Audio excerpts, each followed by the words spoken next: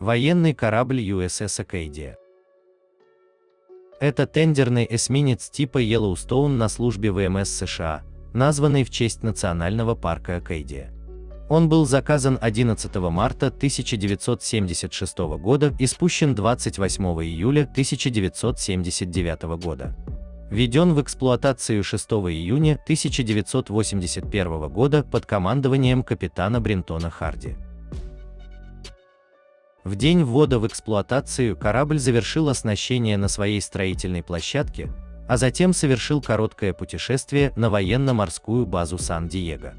После месяца уточнения деталей и подготовки, он отправился в свой круиз 7 августа по маршруту Перл-Харбор на Гавайях и обратно в Сан-Диего, куда он прибыл 28 августа.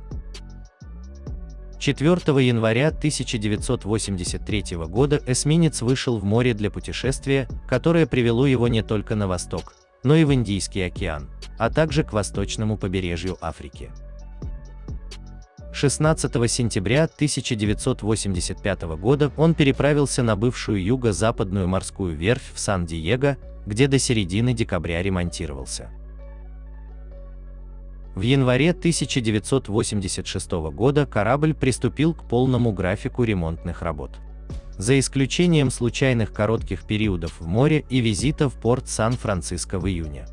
В апреле 1987 года он отправился в западную часть Тихого океана и после захода в Перл-Харбор 21-22 апреля и Субик-Бей 8-18 мая находился на пути к Диего Гарсии, когда его перенаправили в Персидский залив. В период с 1 по 27 июня, после того как корабль Старк был поврежден в результате атаки истребителей, Акадия оказывала ему услуги по швартовке и ремонту. Делая то, для чего она и была предназначена, обеспечивая передовую поддержку и ремонт боевых повреждений. 5 сентября 1990 года корабль вышел из Сан-Диего в Персидский залив во время операций «Щит пустыни» и «Буря в пустыне». Акадия отвечала за первую перезагрузку корабельных ракет «Томагавк» за пределами континентальной части США, находясь у пирса в Мина-Джебель-Али. Получателем перезагрузки стал эсминец с управляемыми ракетами «Джон Пол Джонс». 30 октября 1990 года военный корабль США «Ивадзима» потерпел катастрофическую механическую поломку, когда лопнул паровой клапан высокого давления.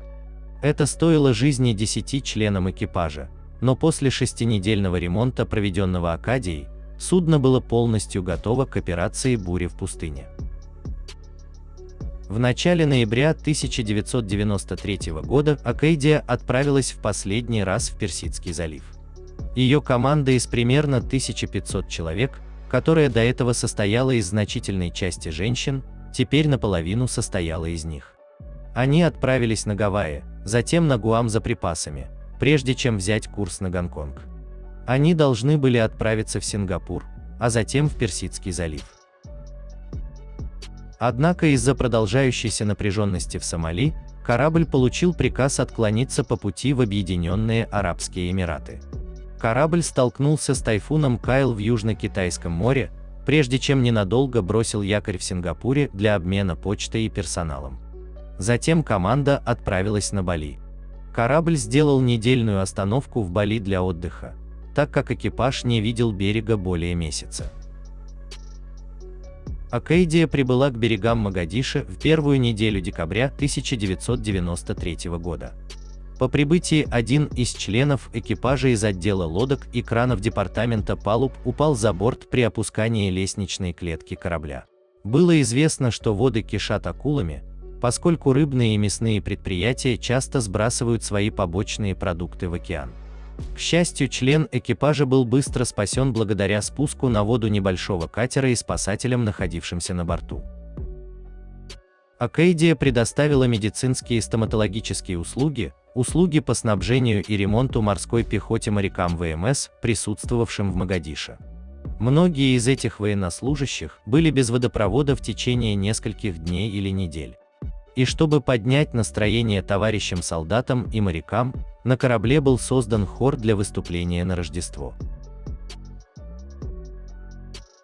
Корабль оставался на месте, предлагая поддержку до 30 декабря 1993 года, когда он отправился в Оманский пролив и Объединенные Арабские Эмираты, где он оставался для поддержки подводных лодок и кораблей ВМС в течение 3 недель.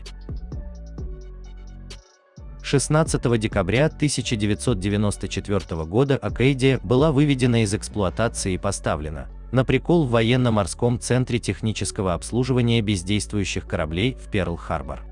Она была вычеркнута из военно-морского регистра 13 декабря 2007 года и потоплена в качестве цели у берегов Гуама 20 сентября 2010 года.